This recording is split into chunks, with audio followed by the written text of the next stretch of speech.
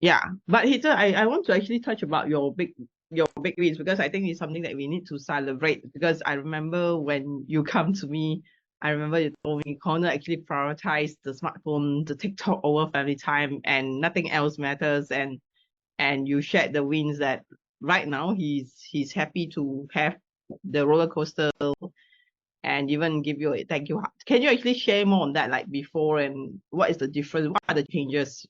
Um, yeah, so to summarize, at the beginning of the summer, we tried to say, hey, we're gonna have a family day, we're gonna go to this amusement park, and he wanted nothing to do with it. He said, you made me go to a barbecue yesterday. It's too much stuff.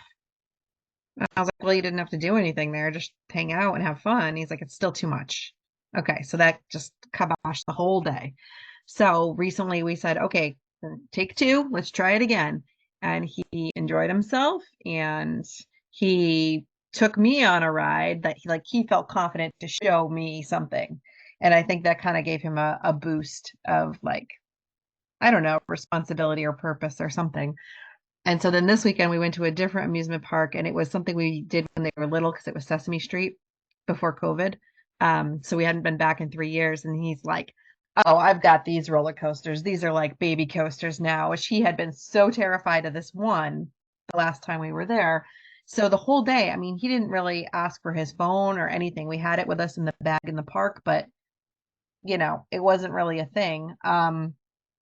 Other than once or twice when he wanted to brag to his friends, like, oh, I did this thing, which was fine. But I was just so happy with how he was engaged in the whole day. He was like ready for it. Even like in the drive, he was on his phone and stuff because it's a 4 hour ride. But he like hugged me after and said thank you, which never happens.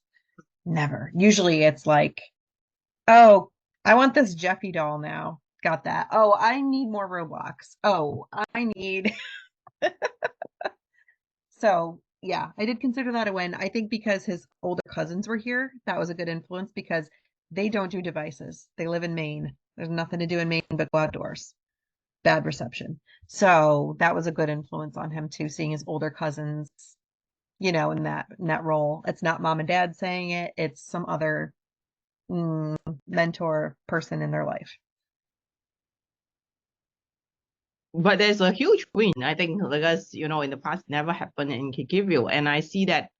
I'm not sure, but I suspect that like it's also give him like a self esteem, like, hey, I'm good at this. I'm showing off. Hey, I'm good at this right now. You see, so it's also like boosts his confidence, and he feels that like I'm part of the families, and I'm good, at this, and he's proud of that, and he even show you how to do this and all that. It's actually boosts his self confidence and self esteem as well, and that's where he's kind of enjoying himself, and that's why he was actually giving you a hug and say that thank you. This is more enjoyable than the screen time.